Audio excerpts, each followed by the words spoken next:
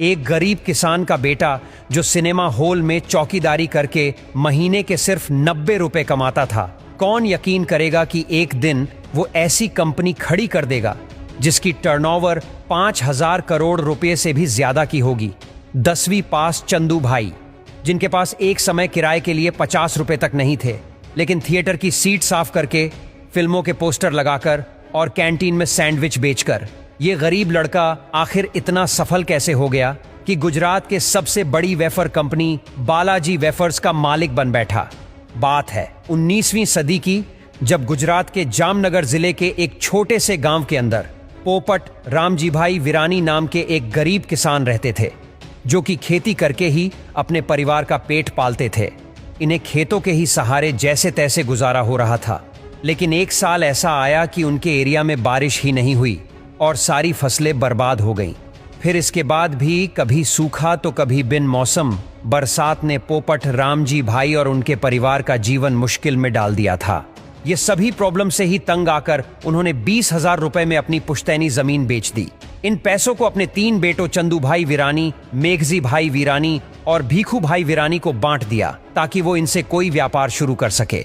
पिता से पैसे मिलते ही 15 साल के चंदू भाई अपने दोनों भाइयों को लेकर राजकोट चले गए और वहां उन्होंने एग्रीकल्चर प्रोडक्ट्स और फार्म इक्विपमेंट का व्यापार शुरू किया। अब डीलर को भी पता था कि इन्हें बिजनेस का कोई खास नॉलेज नहीं है, इसीलिए उसने महंगे दामों पर इन्हें नकली फर्टिलाइजर बेच दिया। इस तरह से चंदू भाई का अपना पहला साहस 2 सालों के अंदर ही बंद हो गया और तीनों भाई सड़क पर आ गए।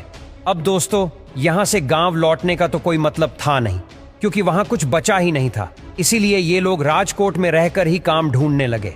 क्योंकि ये ज्यादा पढ़े लिखे नहीं थे, इसलिए इन्हें कोई अच्छी जॉब नहीं मिल पाई।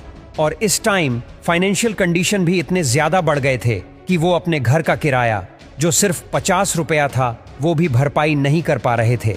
इसकी वजह से मकान मालिक ने भी उन्हें बाहर का रास्ता दिखा दिया।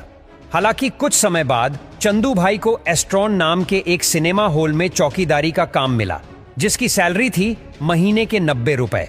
हालांकि चौकीदारी के साथ साथ कभी वो मूवीज की पोस्टर्स लगा दिया करते थे, तो कभी कैंटीन में भी काम कर लेते थे, और फिर इस तरह से कम पैसों में ही सही, लेकिन जैसे तैसे करके उनका गुजारा होने लगा। क्योंकि चंदू भाई ईमानदार बहुत थे, इसीलिए कुछ ही टाइम के बाद उन्हें थिएटर की कैंटीन का ठेका मिल गया और अब वो इंटरवल के टाइम पर मसाला सैंडविच बनाकर लोगों में बेचने लगे। ये मसाला सैंडविच लोगों को खूब पसंद आया, जिससे कि चंदू भाई ने थोड़ा प्रॉफिट भी कमा लिया था। जब हालात थोड़े बेहतर हुए तो 19वीं सदी में चंदू भाई ने गांव से अपनी पूरी फैमिली को राजकोट बुला लिया और अब फैमिली के सभी मेंबर्स एक साथ मिलकर इस काम को आगे बढ़ाने लगे। पर दोस्तों, एक बहुत बड़ी प्रॉब्लम यह थी कि उनका सैंडविच आसपास में पॉपुलर तो हो गया था, लेकिन जो भी सैंडविच शाम में बच जाते थे, उनमें अगले दिन फंगस लग जाता और वह पूरी तरह से बर्बाद हो जाते थे। और इन डेली के नुकसान से चंदू भाई भी अब परेशान रहने लगे और फिर इसी परेशानी के चलते उन्होंने सोच विचार करना शुरू किया कि आखिर ऐसा क्या बेचा जाए जो कि कई दिनों तक खराब ना हो। और दोस्तों, इसी दौरान चंदू भाई को पोटैटो वेफर्स बेचने का आइडिया आया। चंदू भाई ने यह आलू के पतले चिप्स किसी वेंडर से खरीदने की डील की और अपने कैंटीन में बेचने लगे। लेकिन आगे चलकर इस बिजनेस में भी उन्हें यह प्रॉब्लम फेस करनी पड़ी कि वेंडर टाइम पर उन्हें सप्लाई ही नहीं करता था। और फिर जब लोग इंटरवल में आकर चिप्स मांगते तो कई बार कैंटीन में चिप्स अवेलेबल ही नहीं होते थे। कभी सप्लाई में डिले और कभी टूटे फूटे पोटैटो वेफर्स की वजह से चंदू भाई बहुत ज्यादा तंग आ गए और फिर उन्होंने सोचा कि अब वो किसी वेंडर के भरोसे ना रहकर खुद का ही चिप्स बनाकर बेचेंगे।